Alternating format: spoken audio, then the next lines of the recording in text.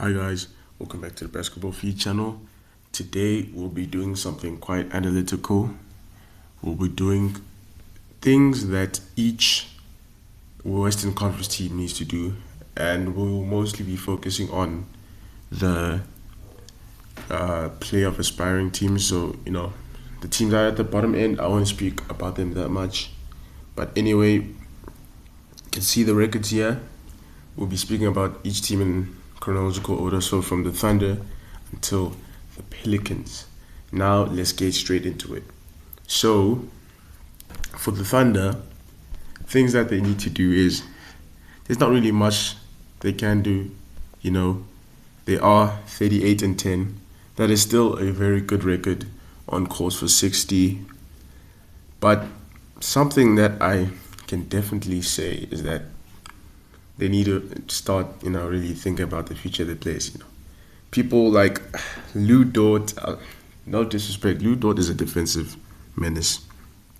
You might argue that he gets away with some calls, and in fact, most players get away with some calls, especially with the Thunder. But that's just something that you can speculate. His inconsistency is quite scary, and they haven't been as good as Jalen Williams. They haven't been good with Jalen Williams, as they were last year when they were absolutely cooking. Jalen Williams, I'm not saying that he's brought them down, but he hasn't been as highly rated as they expect him to be. And Lugens Dort, not trolling, this dude has been shooting toe dates sometimes. Let's look into their records, against the Pelicans. Let's see here. 4 of 12 FG is like, okay, I don't know what you expect. That's like not really that good. 4 of 9 from 3 is pretty good, but like, mind you, he's a 3-point shooter. So which means that FG there, 4 of 12, was purely just, threes. We're not going to talk about Shea's efficiency there. Chet Holmgren has been absolutely electric, I won't lie to you guys. And then the game before that, this game, 6 of 10, 4 of 8, that is actually pretty good. But he's kind of inconsistent-ish. You can see Jalen Williams is kind of struggling as well. But there is this one game, let me just see if I think it's this game, right?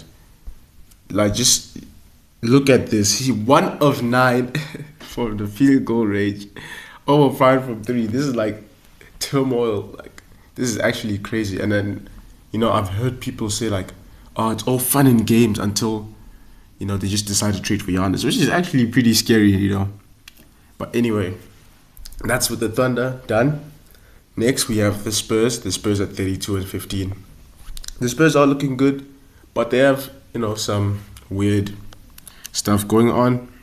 Obviously Wemby can't seem to get healthy, a healthy stretch, because I know there's a lot of people betting on him to get the DPOY. But they need to just be consistent. Stephon Castle is good, but at sometimes he is a turnover machine.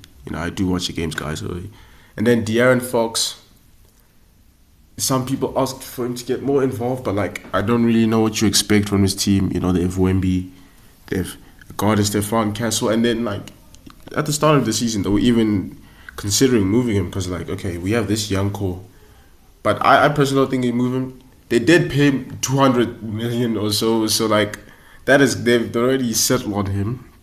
So I think they just need to find some sort of ground level. Wemby just needs to stay healthy. If Wemby can stay healthy, this team can go places for real. And Harrison Barnes.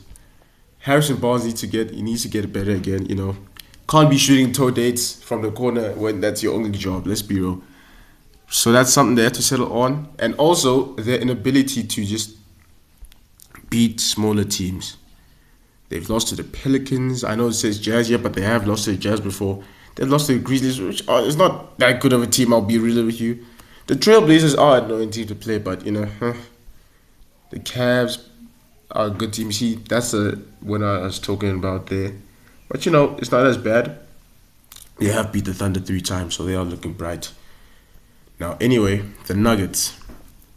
The Nuggets, I can't really say much. I just maybe say, get Jokic back. They're not playing as bad, without Jokic. Obviously Jamal Murray is there. You can see the results here. Obviously, they've beat the Bucks. They've beat the Wizards. Well, the Wizards isn't a good team, but they've beat them. They beat the Wizards again. They've beat the Mavs. All without Jokic.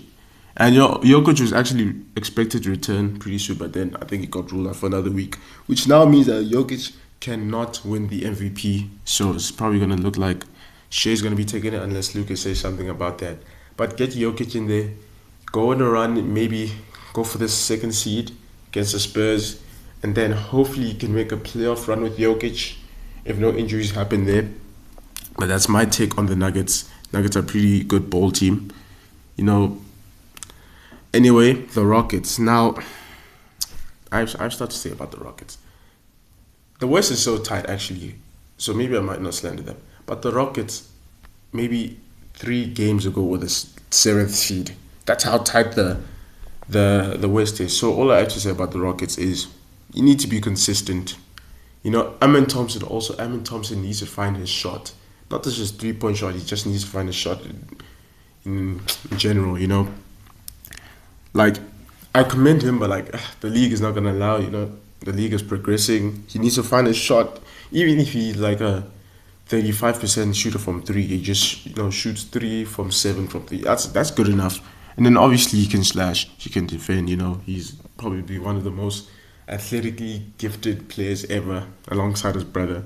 But they need to find some ground here because, can't be listening to the Sixers, let's be real. Like the Spurs are a good team. The Thunder are a good team. Blazers are annoying. But the Kings, really, that is not it. They were the 7th seed a few games ago. Anything is possible. They can get knocked out. Next, we have the Lakers. First when LeBron came back, it was looking shaky. But then I think they found something to go with that. But the defense is a bit dodgy, I won't lie.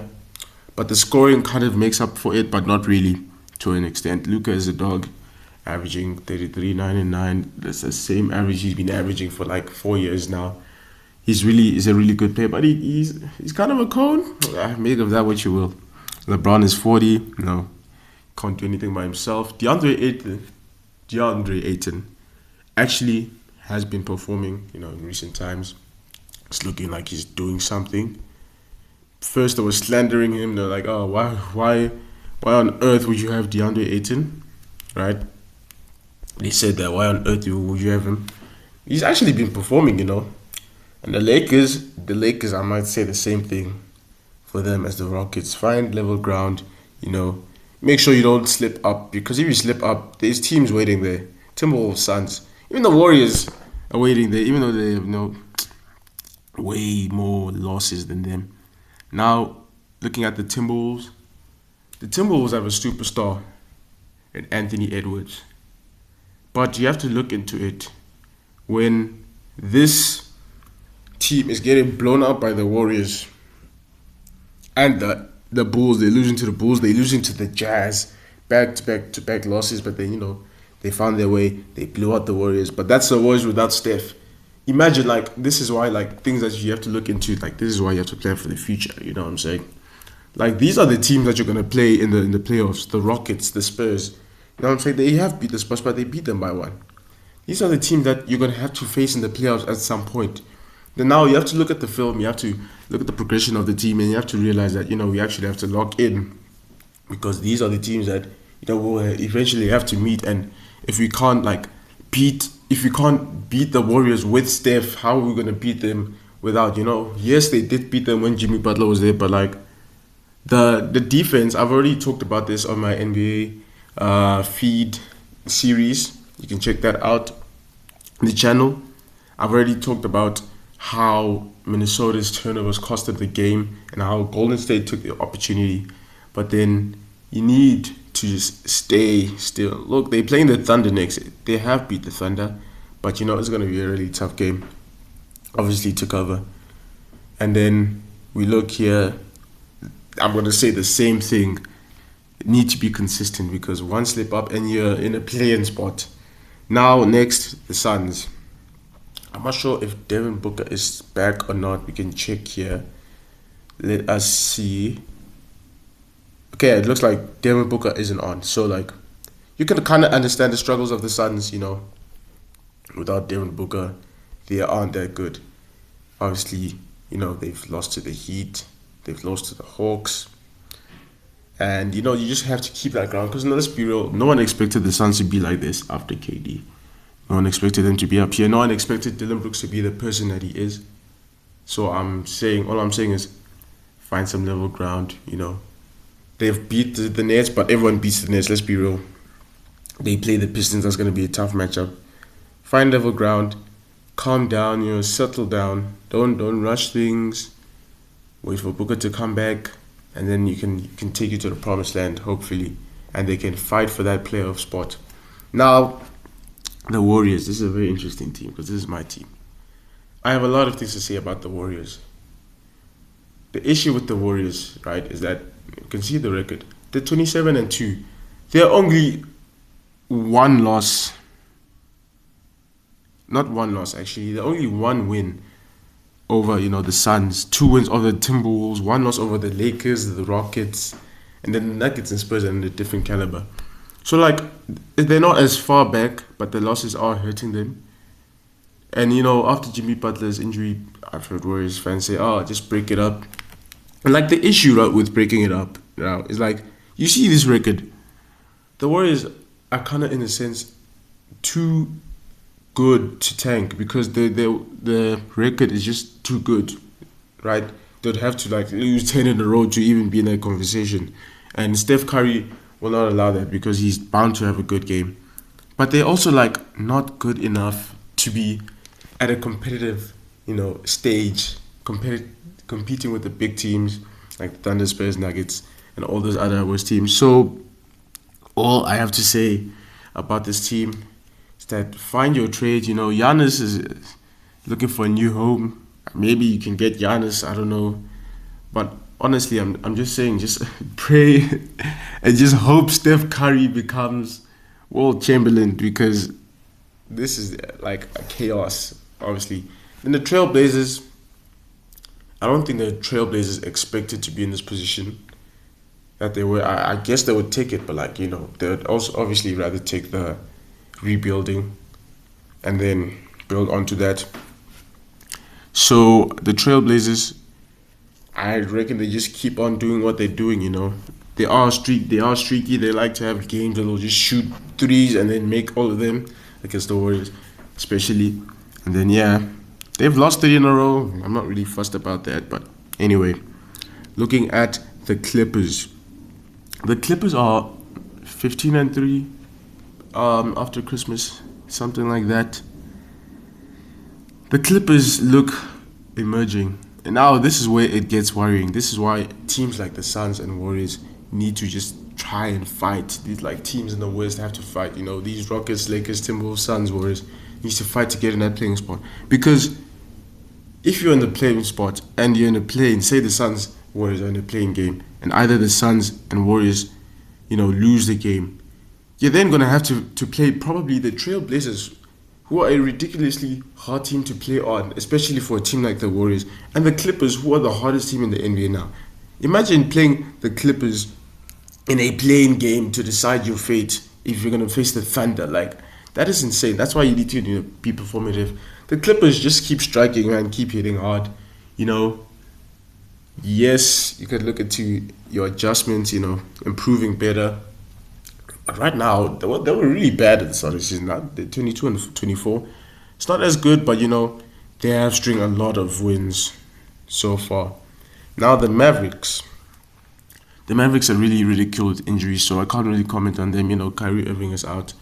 Anthony Day-to-Day Davis somehow finds a way to always get hurt. Klay Thompson is not as good as he used to be, but that's just, regression as an old man. Triple Flag is actually the truth. So I reckon you just continue tanking. I don't think they wanted to tank, I'll be honest. I think they were aspiring to be a playoff team. Just continue going the way you're going. Next year, you're probably going to be in it. Kyrie Irving's going to be back. Anthony Davis might be traded. I don't know. And then Cooper Flag is going to be there. Imagine Kyrie Irving, Cooper Flag pivot. That would be insane. Then now we have the Grizzlies. The Grizzlies are an odd team because, you know, they're thinking of trading Ja. Now Ja's happy. I think he's going to be traded, you know. I don't think he's going to stay as a Grizzly, which is really sad because this team, I'm not sure if it was 2 or 3 years, but they were like back-to-back second seed powerhouse. You know, in 2022 they were second seed, in 2023 in the second seed. Now I'm not sure about 2024. I think they were bad in 2024. Yeah, and then 2025 is when they were the 8th seed. Okay, I'm not sure about 2021.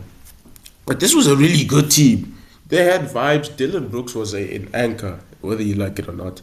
They had vibes. They had everything, you know, to go and compete. They had a young team. They had defender Jerry Jackson Jr. was one, a DPOY. He was being a blocks leader. No, they had the code to just go on. But, you know, it hasn't really worked out. They've lost to the Warriors, the Lakers. And, yeah, maybe try find some level ground. I'm not sure what they can do, who they can rely on. There is one person I think though, Cedric Coward is special. Cam Spencer has been good as well. Zach Edey needs to stay healthy. You know, Jaden Walls as well needs to be a bit more consistent. And Ja Morant, you know, really know about Ja Morant. I don't have to say more about him. Next, you got, I'll be honest, I'm just going to do the trifecta here. Jazz, Kings, Pelicans, just stay there, bro. The Jazz tank for however long you want. The Kings are in shambles because they have all these, maybe like, not all-star caliber, but they have good players. Russell Westbrook is performing well. He's probably their best player. You have DeMar DeRozan, who is honestly aging like fine wine. Someone like Zach LaVine, who can be useful to a contending team. Malik Monk, Keon Ellis, Sabonis, all these players that are fit enough to be in a playoff team if they play properly. But, you know, it's the Sacramento Kings and they always like to mess everything up. So, honestly, try get rid of those dudes. Try rebuilding properly because imagine being 12 and 36. Let's actually look at the squad. Imagine being 12 and 36 with Russell Westbrook, Sabonis, DeRozan, LaVine, even Dennis Schroeder, Keegan Murray as well, Malik Monk, like Keon Ellis, Precious Achua. Like, all these dudes can help a team. You know what I'm saying? And I guarantee you their contracts are insane, so they have to sort that out. And then the Pels, you know, Zion can't really stay healthy. He's been playing here and there. They actually beat the Spurs. I talked about that as well. They lost to the Thunder. Zion Williamson, not bad, you know. He's been doing well. He's been doing well indeed. But then, you know, they need to think about his future because like, he's 26, 27 now. He's pushing 30. Him and Ja Morant are pushing 30, you know, and they're still not contending. So they really need to think about that.